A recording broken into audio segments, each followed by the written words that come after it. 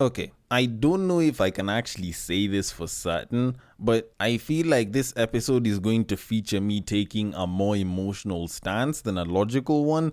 But at the end of the day, you'll probably see why it's a good idea that I did it and why it was completely logical that I did that, at least to some degree. Even though that in and of itself seems a little bit odd because I said that I take a more emotional rather than a logical stance. But anyways, all that is going to come somewhere around the main topic and probably even before then because hell, I like to have fun sometimes. But before I can do any of that, I want to start things off by taking things from the one other country that I will be discussing stuff from, which is the UK, where their Prime Minister, Rishi Sunak, has supposedly said that he wants 18-year-olds in the UK to serve in the military if he wins the next election. Now, I don't know about y'all, but this sounds like it would be a good idea in practice, but telling people beforehand, I don't know. Like, it could work in terms of an election, but telling young people that you want them to start serving in the military, probably not a good idea this early on. Or maybe I'm wrong. Either way, I'm about to release my dickish side for a moment, so... The royal penis is clean, Your Highness. Now, when you kind of think about it, yes, it might seem like a bad idea, and yes, I am neither in the UK nor have I served in the military, but I actually think that it might actually be a pretty good idea to set a lot of young people back on track and not in the sort of wayward ways that you could say that some people are going. And I will get to that in a bit, but let me just read the article real quick because it's actually not too long. So it says, and I quote, Rishi Sunak has announced that a future Conservative government would reintroduce mandatory national service. This initiative, targeting voters leaning towards Reform UK, would require every 18-year-old to either participate in a full-time military commission or volunteer one weekend a month in quote-unquote civil resilience roles such as special constables, RNLI volunteers, or NHS responders. The scheme, described as a bold new model of national service, aims to provide young people with real-world skills while contributing to their community and country. A royal commission would be set up to design the program, with the pilot set to launch in September 2025, backed by a National Service Act. The Conservatives argue that this is crucial for fostering a sense of duty and preserving national values. They cite the success of a similar program in Sweden, where 80% of participants recommended it to peers. However, Labour criticised the plan as another uncosted, desperate measure from a party with a history of economic mismanagement, accusing the Tories of making young people fix problems created by the government. End quote. Okay, now I cannot speak on the whole mismanagement and, wanting young people to fix problems caused by the government bit, but I actually don't see the whole military thing as a bad idea. Yes, there are other options, and yes, you can also take the other options such as an NHS responder or RNLI, which I'm not entirely sure what that is, but they actually don't sound all that bad. I think everyone is just seeing the military part and they're like, oh my goodness, I want to send young 18-year-olds to die in Afghanistan and get PTSD. No, actually, the military is way more than that. There are research programs that are carried out in the military, there is education programs that are carried out in the military, and you being in the military doesn't just mean that you pick up a gun and you go to war. There's so many other things that people can do. There's so many other professions that you can take up in the military. And I tend to think that you could take any one of those other professions or learn any one of those other principles instead of you just being some guy that picks up a gun and goes to Afghanistan or Syria, all in the name of killing people in the name of your country. Of course, there are people who can do that, but it doesn't mean that that's the only thing that you should or you can do. And in my opinion, even though I'm not going to be one of the people doing that, at the end of the day, it's a lot better than people who are busy arguing over pronouns, of which, now that I've mentioned that, before a bunch of colored they-thems decide to come at me with pitchforks, let me just start the podcast real quick by saying, welcome to the Breaktime Podcast, where I talk about love, sex, and relationships from a guy's perspective, as well as a bunch of other guy shit. The man on the mic is a happy man because he is neither young nor in the UK. He's a man who likes his women the same exact way he likes his yogurt. It is none other than your tall, dark, and mildly handsome man, Sir Denver B. This episode has started with a little bit more conservatism than some people might have liked, but I'll see if I can try and pick a more liberal side to all of it because, well, I am going to involve a bit of talking about lesbians for a bit, but there's there's a story that I'm supposed to be using for the main topic, which might end up making some people question whether they'd be open or not. And to be honest, if you're anything but a full-on liberal, you'd probably see it as a massive pile of shit. But before I can do any of that, first of all, let me start by saying thank you to each and every one of you that's listened so far. Welcome to the podcast. I usually do monologues like this all the time. And I hope you listen all the way till the end. And should you want to give feedback, should you want to suggest a topic, then there is a link that is usually in the description. Should be the first thing at the top or the last thing at the bottom. And should you want to reach out to me via social media to share that feedback or even a topic that you would like me to discuss, then the DMs are open. On Facebook, it is at the Break Time Podcast. On IG, it is at the Breaktime_podcast. And on X, it is at Bagaka the D. And, I'd appreciate some love, Listen, follow, give your feedback and all. And I'll be more than happy to check out what it is that you've said and whatever it is that you've suggested, and I'll see what I can do with it and act accordingly. Now, with all that said and done, I do want to get to the main topic, but before I can do any of that, I first want to talk about a lesbian who's busy talking about how she got cheated on. And actually, I need to stop sounding very homophobic or like being a lesbian is this special thing. A woman was cheated on by another woman, and the worst part of this character development is that it makes it seem as though the person who cheated doesn't even have the IQ to actually cheat. But then again, it's not like the smartest people in the world are the ones who cheat, but you'd expect that someone who's cheating would at least have a little bit more between their ears, but we can't always pick and choose when it comes to that sort of thing. But anyways, I'd have loved to play the clip here, and trust me, I had actually prepped, but I actually realized just last minute that the clip itself of her talking about it isn't entirely there. But the caption itself said, "A woman has opened up about the betrayal she experienced when her lesbian partner cheated on her with a man and got pregnant.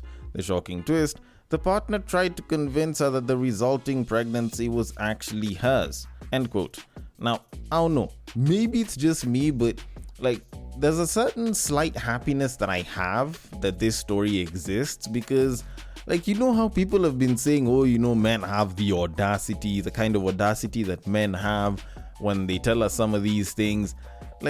This is probably the realest form of saying that the whole thing about men having audacity is not even a men thing.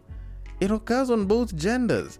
So thinking that, it's just men that usually say a bunch of shit like this, clearly you can see that women can do it as well.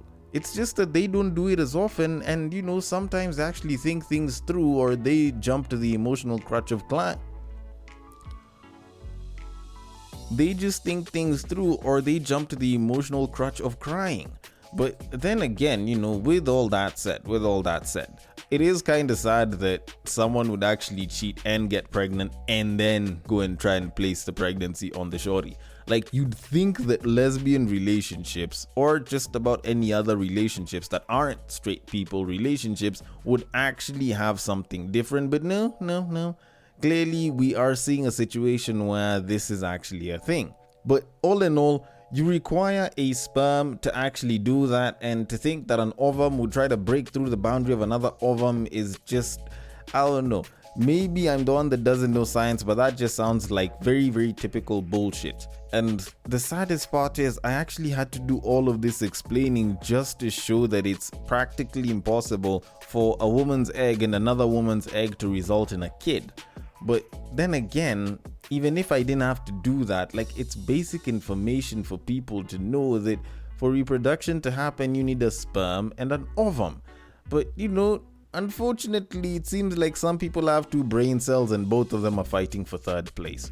All in all, my biggest takeaway out of all of this is actually nothing that relates to the story itself. It's basically me fluffing my ego and saying that my thinking when I started this podcast was actually ahead of its time. I used to say some things, and granted, there's a lot more things that I actually look at these days and I'm like, maybe I was wrong here and there. But the one thing that has stood unproven, and this story proves it better than anything, is that in all things, whether you say women run the world, whether you say men run the world, whether you say that girl power will beat everything, blah blah, or female empowerment, whatever the hell it is you want to throw in there, the one thing that has stood unbeaten since the time it was said on this podcast is dick is inevitable. Whether you want to say that men are bad at sex, whether you want to say that, lesbians usually use a dildo or some shit, at the end of the day, dick is inevitable. Whether it's plastic dick, whether it's real dick, whether it's cheated on dick, whether it's straight people dick, whether it's gay dick. Dick is inevitable. And now that I've utilized an entire portion of the podcast to talk about a story that isn't all that relevant, just to fluff my ego for a bit and utilize one statement, I think I'm comfortable enough that I can get into the main topic of this episode, which involves me talking about a sex therapist that I have had on this podcast who has given some very interesting insights back in the day when I had him on for a chat.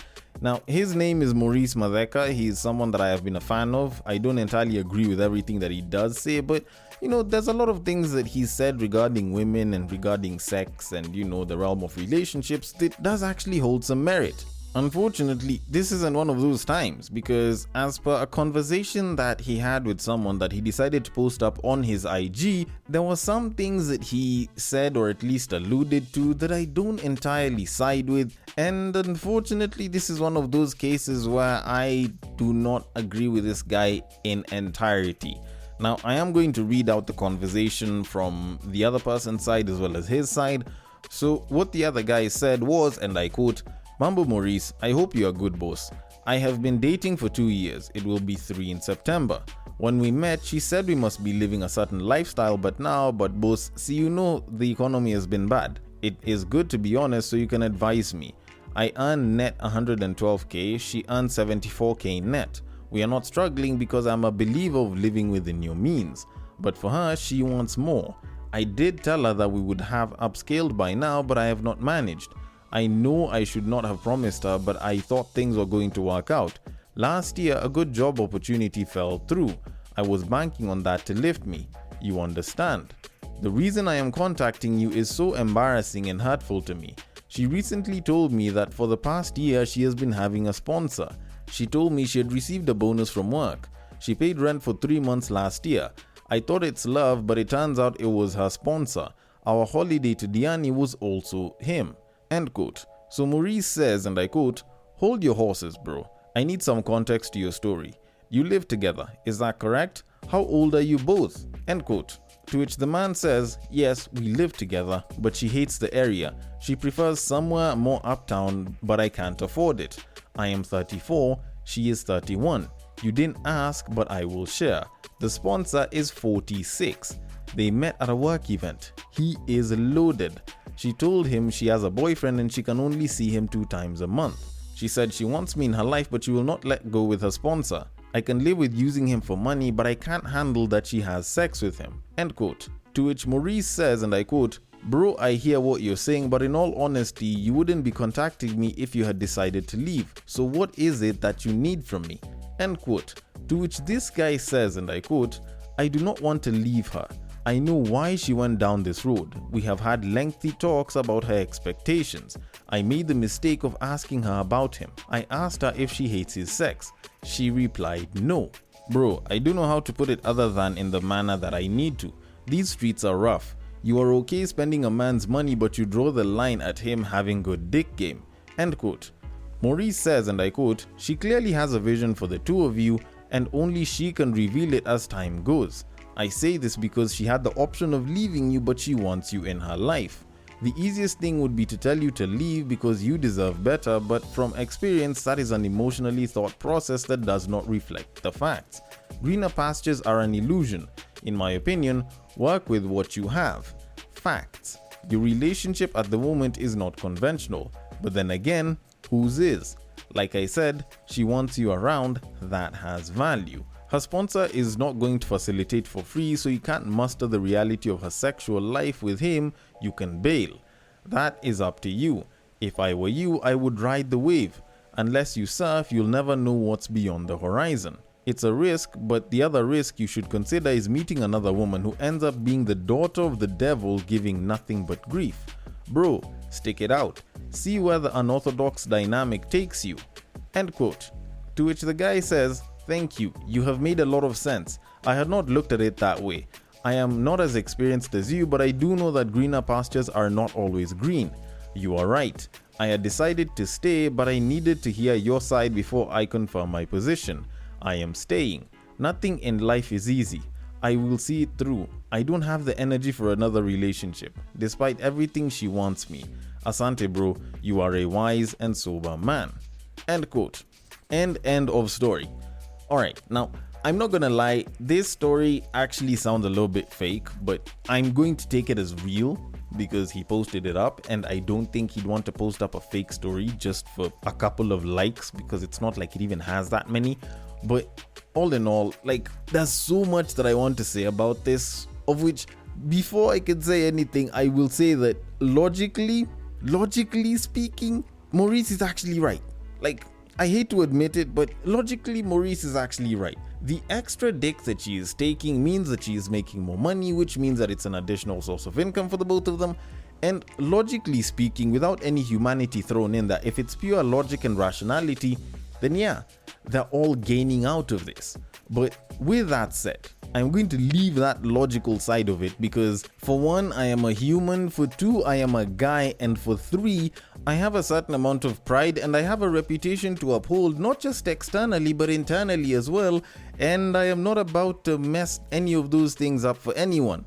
And with that said, if a red pill content creator actually read through this story or even listened to it, like, I feel like I already know what the hell they'd actually be saying about this. They talk about how this nigga is a simp and he should stop simping and he's being used by his babe, and it's wild that the guy is choosing to stay with his hoe of a girlfriend and he should drop her and go and work on himself and possibly get himself a younger babe, and his babe that he's going to have left is going to suffer because she's already hit the wall and she won't be able to get a guy, and she's just using this guy because that's the only claim that she can have to being with a guy that she has right now. Otherwise, if she gets dropped, she's gonna suffer in the dating market. And you know what? If this was me 5 years ago, like, I'd agree with that shit. If this was me pre-starting the podcast days, I'd agree with every single thing there. As I believe a shit ton of other guys would probably be saying this exact same thing as well, because why would you do such a thing? But considering that I have done this podcast for 5 years, considering that I am very pro-relationship on this podcast, and considering that I have been doing this podcast and I have been handling topics like this by breaking it down to details and looking at what's good, what's bad, and where we can find some sense in all of this, I can't just agree without explaining what my agreement is, of which my agreement is like every other conventional agreement, which is dude is simping and this is a problem and he probably should not be in that relationship anymore. And I'm going to explain why exactly I got to that, even though it is the most conventional answer, because, you know, why the hell not?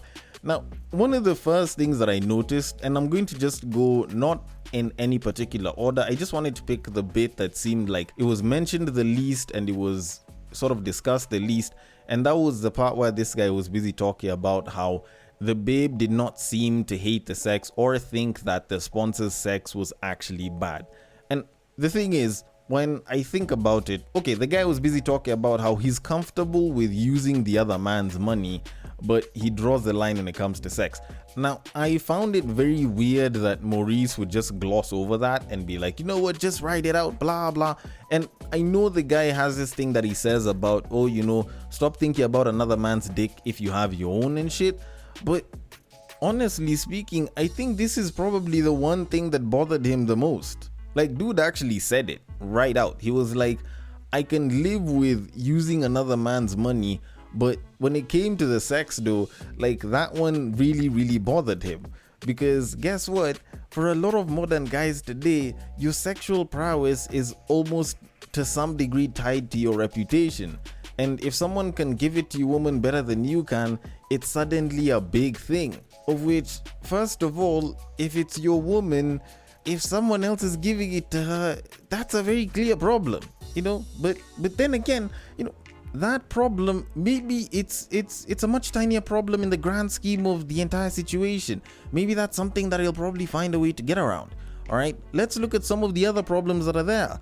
Like, the fact that this woman's expectations versus reality aren't meeting, and she's trying to meet them through getting other dick. First of all, them living together. Dude makes about 112 net, which is actually pretty good money. The babe makes 74 net. And I don't know, if you combine those incomes, that comes to about 186, if I'm not wrong. Now, with 186 grand net, you can comfortably afford to get a place with like 40-50k in rent if you guys are splitting the rent. But with the way this entire story sounds, with the way this guy sounds, I don't think they split the rent. And if they do, he probably does like 70-30 with 70 on his end. Because otherwise, I think you can actually get yourself a pretty nice, say, 2-bedroom apartment if you want the extra room at a fairly good place around Nairobi, or at least around the outskirts of Nairobi. Or if you want a 1-bedroom, you can actually get a pretty nice 1-bedroom in quite a number of places around Nairobi with that money. But you know what? She wants more, and that in and of itself is the one that's really, really bothering me. Because when you're looking at those expectations, like, how much more does she want to make? I'm not saying that you can't or you shouldn't, but how much more does she want to make? And what kind of expectations are these that she has? Because when you kind of think about it, like, if you're putting that kind of money aside for rent, and let's say you're throwing a bunch of extra money into groceries, you're probably not using up that much, because the main thing that you'll probably spend a lot of money on in the house is probably dinner and food, and maybe electricity here and there. Like, there's quite a bit of money that you'd have in terms of disposable income if you remove food and transport. So how much more does she really want? And granted, yes, maybe she might want to do other things like travel the world and everything, but isn't that something that you can work towards? Because, like, I'm seeing a very, very big problem here whereby it's like she wants to do a lot of fun shit right now, even though she doesn't have the money for it. And she's like, there's all of these things that I wanted to do by this age. Let's say, for example, travel to certain places, do certain things, have a certain amount of fun. But because I don't make that amount of money, I still want to be able to do it. And it's like now she's transferred all of her expectations to the boyfriend. And because the boyfriend isn't able to meet those expectations, because of course he's not earning as much as he probably hoped he would, now shorty isn't willing to delay some of those expected realities that she was going to have, but she's willing to get it through getting piped from another dude. Which, honestly, like, you could come and argue and be like, oh well, if the both of them are enjoying that money, why is that such a big problem?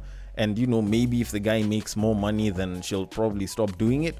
But how can we be sure that that's going to be the case? Like, if this guy starts making even more money, let's say he even quadruples how much he's earning, does it mean that this babe will stop screwing the sponsor? And if that's the case, or let's say, for example, because now they're getting more money because of the sponsor, so they start moving to a much better place, start making a little bit of extra cash in there, what says that, if this guy now starts making more money, then she'll stop screwing the sponsor? What says that at some point, if they choose to get married, that she'll stop screwing the sponsor? Like, there is nothing in the name of an assurity that shows that this babe is going to stop screwing the sponsor, because the kind of money that she's getting just for opening her legs is probably pretty good money. Like, it's just making it harder for the both of them long term if the guy decides to get comfortable with it. And I haven't even gotten to the reputational side of it, which is definitely going to affect dude on an internal level even more than the external level. Because let's assume that these guys keep it a secret long enough and well enough that no one ever really finds out. The fact that you guys are enjoying the money that was gotten because your shorty, your woman, your partner decided to open her legs for another dude is a little bit baffling for me. Like, I honestly feel like I'd find it hard to enjoy that money and, not think too much of it. And honestly, like, this is something that I can even ask, not even just the men, but even the women. Would you be comfortable enjoying money that was gotten because your partner had to go and sleep with someone else? Like, it's not like you guys aren't making money, but Even though you guys could possibly live within your means, that extra money is being gotten because your partner is going to screw someone else. Would you be comfortable with that shit? Because personally, I don't think I would. I don't care if you tell me a year after you've been doing it, or a day, or even 10 minutes after you've done it. I would personally not be comfortable with such a thing. Because at the end of the day, I'd much rather bet on myself and playing the long game and using time towards my advantage, as opposed to me just taking this sort of route. And granted, yes, they're 34, but I think that there's still a bunch of time to make quite a bit of money as far as age is concerned. Also, it's not like her screwing the sponsor is the only option that she has in terms of making money. She can take up a side hustle, she could take up another job. The both of y'all could take other jobs as well. On top of that, you guys can try getting other gigs as you're busy doing those other jobs, and you can actually be making more money. But no, she did not intend on doing that. She hasn't done anything of that sort. There's no record of any side hustles as far as this story goes. She just went straight and started taking dick from someone else. And you are supposed to be comfortable with that. How and why again? Like, I do not see the sense in this, because honestly, I think if you have self-esteem as a guy, this sort of thing, not unless if you're in an open relationship and you're comfortable with your partner sleeping around, which this guy clearly isn't, then you would not agree to having such an arrangement just based off of pride alone. It's not even a logic argument. This one is just pure pride. And yes, call me emotional if you want, but at the end of the day, I'm a guy, and I can understand the kind of ego that we have and the kind of ego damage that we would receive if we realize that our partner is having to screw another guy because of making extra money that she expected that I would make. Like, I don't know, maybe it's just a me thing, but if I'm making money now and I am continuously working on myself, doesn't that mean that I'll probably, if I put in the right work in the right places, get myself to a point of making much more money?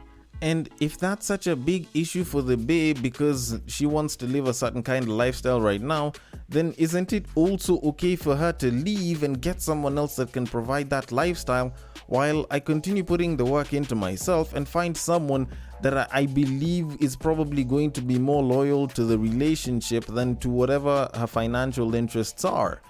Like, I feel like at the end of the day, this guy has a self-esteem issue and he's willing to take up a bunch of shit because he doesn't feel like he can get himself another babe that ticks as many boxes as she does, and he's willing to take a bunch of crap instead of chancing it out on the open dating market and possibly finding someone who could tick just as many boxes and is probably a little more faithful. And worse still, he's blaming himself and his lack of ability to make more money right now as the justification for his woman going to cheat on him with another guy because she wants more money. I don't know, I actually think this guy's confidence is a much bigger issue than even his incapability to make more money right now. But anyways, with all that said, let me just conclude and say that for anyone who's listened to this podcast long enough, you know that I'm usually very pro-relationship and I usually avoid telling someone to leave a babe, but I feel like this is one of those moments where I just have to recommend it. Because the kind of pride that you need to have as a guy is not the kind of pride that would allow such shit to happen, and if you are willing to give up your pride to allow this to happen, then maybe, just maybe, you may end up being disrespected a hell of a lot worse for a hell of a lot less. Although, then again, maybe that's just me. Maybe I need to understand relationships a little bit more. Maybe I'm wrong. Either way, I want your thoughts on it. The DMs are open. On IG, it is at the Breaktime_podcast. On Facebook, it is at the Breaktime Podcast. And on X, it is at Bagaka the D. And also, you can hit the link in the description to give your feedback. Thank you so much for listening all the way till the end. And I will catch you guys on the next break. But what I believe is that if you put a pastor and a prostitute in one room, one is likely to convert the other. As in, how is it that throughout this entire discussion, I feel like I'm more in line with the red pill side than even this other guy? Like, it's wild as fuck though.